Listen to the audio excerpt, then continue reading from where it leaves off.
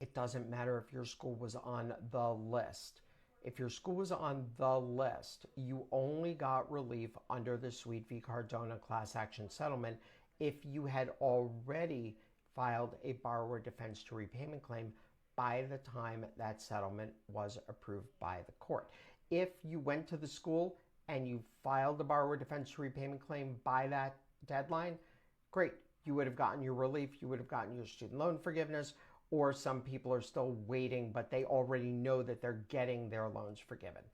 If you went to the school, but you did not already file a borrower defense to repayment claim by that time, you don't get relief. You don't get loan forgiveness. In order to get loan forgiveness, you would need to file a borrower defense to repayment claim now.